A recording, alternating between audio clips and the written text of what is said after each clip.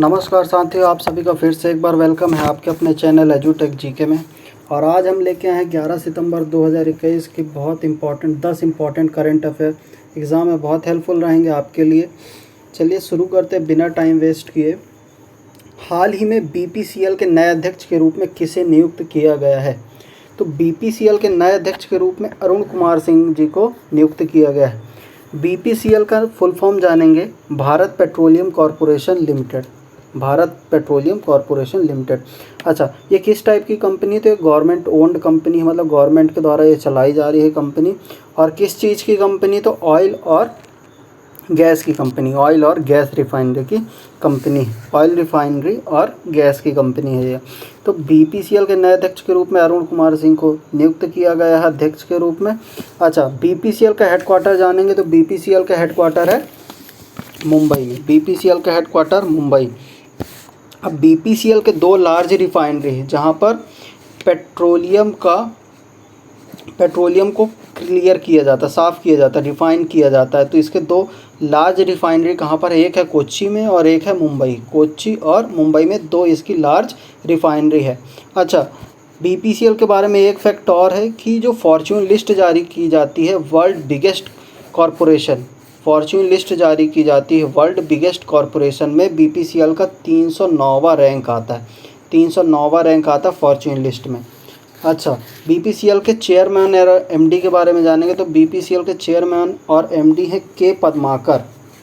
के पद्माकर चेयरमैन और एमडी हैं।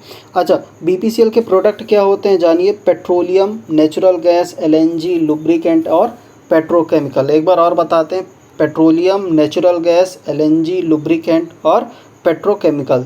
अच्छा, ये किस मिनिस्ट्री के अंदर आता है? तो ये ministry of petroleum and natural gas government of India के अंदर में आता है। Ministry of petroleum and natural gas government of India के अंदर में आता है। इसका नेशनलाइजेशन कब हुआ है? इसका नेशनलाइजेशन हुआ 1976 में। तेरह बीपीसीएल के बारे में कुछ बहुत इंपॉर्टेंट फैक्ट जान लिए होंगे। चलिए सेकंड देखते हैं। हाल ही में उज्जीवन स्मॉल फाइनेंस बैंक ने किसे अपना सीईओ बनाया है? किसने उज्जीवन स्मॉल फाइनेंस बैंक ने अपना सीईओ बनाया? तो संजीव बरनवाल को उज्जीवन स्मॉल बैंक ने अपना सीईओ बनाया है। चलिए इस स्मॉल फाइनेंस बैंक के बारे में थोड़ा सा फैक्ट जानते हैं। तो किस टाइप की इंडस्ट्री है? ये है बैंकिंग सर्विस और फाइनेंशियल सर्विस की इंडस्ट्री है। बैंकिंग सर्विस और फाइनेंशियल सर्विस, मतलब ये बैंकिंग सेक्टर में भी काम करते हैं और फाइनेंशियली सेक्टर में भी काम करते हैं। फॉर्मेशन कब हुआ है, कब इसका गठन हुआ है उज्जीवन स्मॉल फाइनेंस बैंक का? तो इसका गठन हुआ 1 फरवरी 2017 को। 1 फरवरी 2017 को इसका गठन हुआ है। हेडक्वार्टर कहाँ पर है? इसका हेडक्वार्टर है बेंगलोर, कर्नाटका में। 1 फरवरी 2017 को फॉर्मेशन हुआ है। इसका हेडक्वार्टर है बेंगलोर, कर्नाटका में। सीईओ और एमडी की बात करें तो संजीव बहरवाल इसके सीईओ और एमडी हैं। अच्छा, इसमें कितने एम्प्लॉय काम करते हैं? तो इसमें 16,000 प्लस, 16,000 से भी ज़्यादा एम्प्लॉय काम करते हैं। अच्छा, अब ये किस एक्ट पे खुला है? तो ये बैंकिंग रेगुलेशन एक्ट 1949। जान लीजिए, बैंकिंग रेगुलेशन एक्ट 1949। जितने भी स्मॉल बैंक खोलते हैं वो किस रेगुलेशन एक्ट के तहत खोलते हैं? तो वो बैंकिंग रेगुलेशन एक्ट 1949 के तहत ही खोलते हैं। तो जीवन स्मॉल फाइनेंस बैंक ने किसे अपना सीईओ बनाया? तो संजीव बरनवाल को बनाया। थर्ड देखते हैं। द मॉर्निंग कंसल्ट के अनुसार दुनिया के सबसे लोकप्रिय नेता कौन बने हैं? तो द मॉर्निंग कंसल्ट के अनुसार दुनिया के सबसे लोकप्रिय नेता बने हैं नरेंद्र मोदी। अब ये द मॉर्निंग कंसल्ट क्या है? ये एक वैश्विक तौर पर आयोजित करने वाली एक इंटेलिजेंस कंपनी है। कैसी है? वैश्विक निजी तौर पर आयोजित डेटा इंटेलिजेंस कंपनी है जो डेटा तैयार करती है। अच्छा, अब बात करते हैं नरेंद्र मोदी जी के ऊपर। तो नरेंद्र मोदी जी करंट में अपने भारत के क्या है? पीएम है, प्राइम मिनिस्टर है। ठीक है, और ये कब से हैं? तो ये 2014 से हैं। अच्छा, और एक चीज़ और देखिएगा कि जो द मॉर्निंग कंसल्ट कंपनी है, इसका फॉर्मेशन कब हुआ? इसका फॉर्मेशन हुआ 2014 से।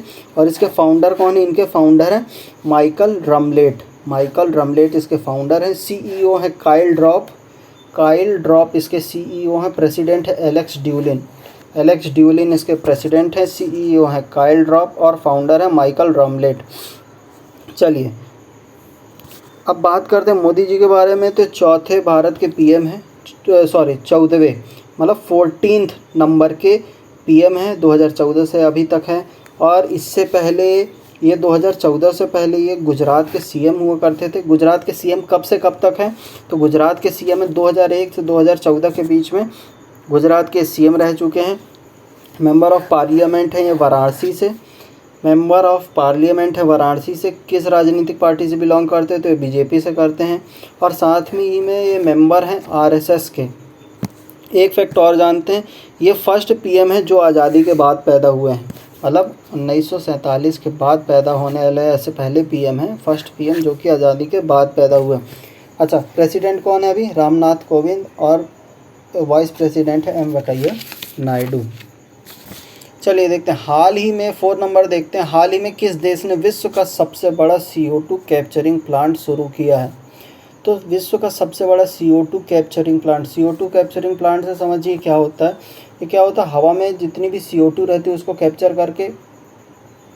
करते हैं एक प्लांट के थ्रू।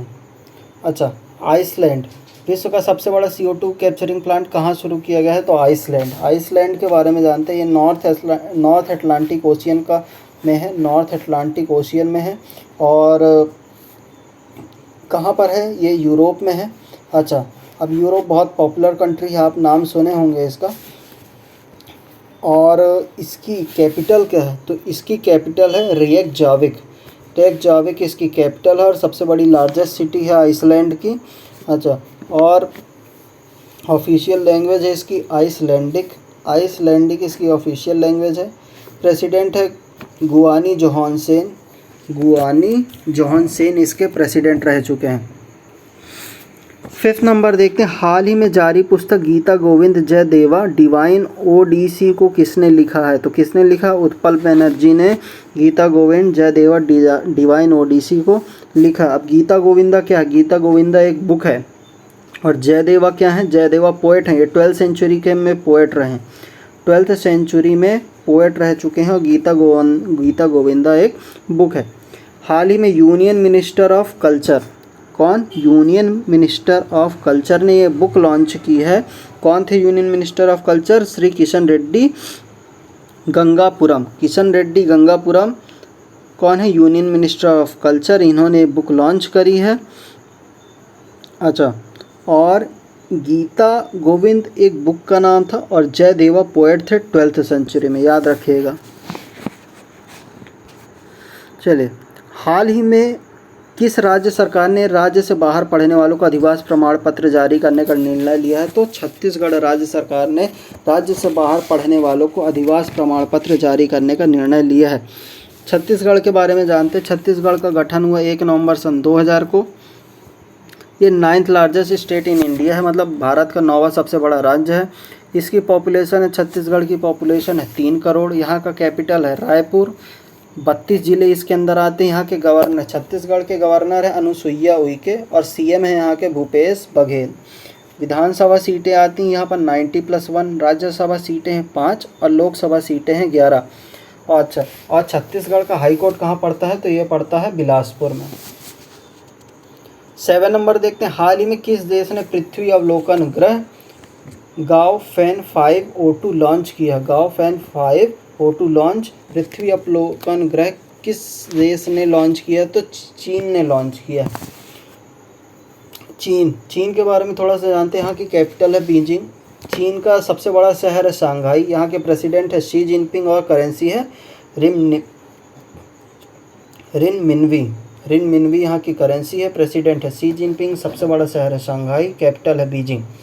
तो पृथ्वी अवलोकन ग्रह गाओफैन 5 O2 लॉन्च किसने किया है? तो चीन ने किया है। 8 नंबर देखते हैं। हाल ही में किस देश ने छोटे पैमाने पर भांग की खेती को वैध बनाने का निर्णय लिया है? अब भांग की खेती को वैध बनाना से थोड़ा सा समझिए इसको कि जो छोटे स्तर के लोग हैं जो गांव में आसपास रहते हैं, जिनके पास कमाई का साधन नहीं है, तो इटली देश की सरकार ने इन्हें भांग की खेती को छोटे पैमाने पर वैध किया है। मतलब इस कार्य को बड़े पैमाने पर नहीं किया जा सकता, छोटे पैमाने पर, जिससे घर का खर्चा चल सके। ताकि कोई भी बेरोजगार अनएम्प्लॉयड ना रहे। इसलिए देश ने छोटे पैमाने पर भांग की खेती को वैध बनाने का निर्णय लिया है। तो किस देश ने लिया है? तो इटली ने लिया है। अच्छा, इटली के बारे में थोड़ा सा जानते हैं। इटली कहाँ पर है? ये तो यूरोप में है। अच्छा, और कैपिटल और सबसे बड़ी लार्जेस्ट सिटी, इटली की कैपिटल और सबसे बड़ी लार्जेस्ट सिटी कौन है? रोम। अच्छा, और इटली किन किन देशों के साथ बॉर्डर शेयर करता है? तो ये करता है फ्रांस, स्विट्ज़रलैंड, ऑस्ट्रिया और स्लोवेनिया। किन देशों के साथ? फ्रांस, स्विट्ज़रलैंड, ऑस्ट्रिया और स्लोवेनिया। यहाँ के प्रेसिडेंट कौन है? तो यहाँ के प्रेसिडेंट, इटली के प्रेसिडेंट सर्जियो मट्रेला। सर्जियो मट्रेला यहाँ के प्रेसिडेंट हैं। पीएम है मारियो ड्रागी। इटली के प्राइम मिनिस्टर हैं, पीएम है मारियो ड्रागी। और यहाँ की ऑफिशियल लैंग्वेज है इटालियन। इटालियन यहाँ की ऑफिशियल लैंग्वेज है। पीएम है मारियो ड्रागी। प्रेसिडेंट है सर्जियो मट्रेला। चलिए 9 नंबर देखते हैं। हाल ही में एडोब कंपनी की नई उपाध्यक्ष कौन बनी है? तो कौन बनी है? प्रतिभा महापात्रा। प्रतिभा महापात्रा एडोब कंपनी की नई उपाध्यक्ष बनी है। 9 नंबर देखते हैं। हाल ही में टाटा AIA लाइफ ने किसे अपना ब्रांड एम्बेसडर बनाया है? तो किसे बनाया है? नीरज चोपड़ा का। आप सभी जानते हैं नीरज चोपड़ा हाल ही में अभी चर्चा में रहे हैं क्योंकि इन्होंने गोल्ड मेडल जीता है टोक्यो ओलंपिक 2020 में। कब जीता है? टोक्यो ओलंपिक 2020 में इन्होंने गोल्ड मेडल जीता। किस में जीता है? तो मेंस जेवेलियन थ्रो में इन्होंने गोल्ड मेडल जीता है। टाटा AIA लाइफ इंश्योरेंस की बात करें तो इसका फॉर्मेशन कब हुआ है? इसका गठन कब हुआ? तो सन 2000 में टाटा AIA लाइफ इंश्योरेंस का गठन हुआ है। इसका हेडक्वार्टर कहाँ? इसका हेडक्वार्टर है मुंबई में। और CEO कौन है? इसके CEO हैं नवीन तहिलयानी। नवीन तहिलयानी इसके CEO हैं।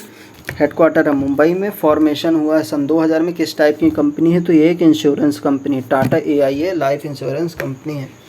तो ये तो रहे 11 सितंबर 2021 के 10 बहुत इंपॉर्टेंट करंट अफेयर। कल की वीडियो में एक कमेंट आया रहा कि सर 20 मिनट की वीडियो ज़्यादा हो रही है, तो इसलिए मैंने आज ये 10 करंट अफेयर को बहुत जल्दी बोल के और अच्छे से कवर किया है। कोई भी टॉपिक मैंने छोड़ा नहीं है। जितना ज़्यादा से ज़्यादा मैं बता सकता हूँ आपको इस बारे में बताया हूँ। जितने भी टॉपिक रहे हर टॉपिक को हमने डीप एनालिसिस करके सारे फैक्ट्स आप लोग के लेके आए हैं ताकि कोई भी पॉइंट आपसे मिस ना हो या हमसे मिस ना हो, ताकि आप कहीं पर भी परीक्षा में कोई भी चीज़ में चूके नहीं, ताकि आपकी तैयारी अच्छे से चलती रहे।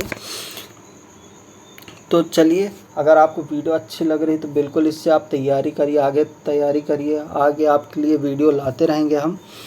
तो अगर आपको वीडियो अच्छी लग रही तो बिल्कुल लाइक करिए, शेयर करिए, फ्रेंड लोग के साथ शेयर करिए ताकि वो भी इससे कुछ नॉलेज गेन कर सकें। आने वाली वीडियो में आपसे मिलते हैं। तब तक आप चैनल को सब्सक्राइब कर दीजिए, चैनल को प्रमोट करिए। आप लोग का प्यार मिलेगा तभी हम आगे वीडियो और भी बना पाएंगे। आपको किसी टॉपिक में अगर वीडियो चाहिए तो आप बिल्कुल कमेंट सेक्शन में कमेंट करिए, हम उस टॉपिक में वीडियो लेके आएंगे। तो चलिए, आने वाली वीडियो के लिए तब तक के लिए गुड बाय।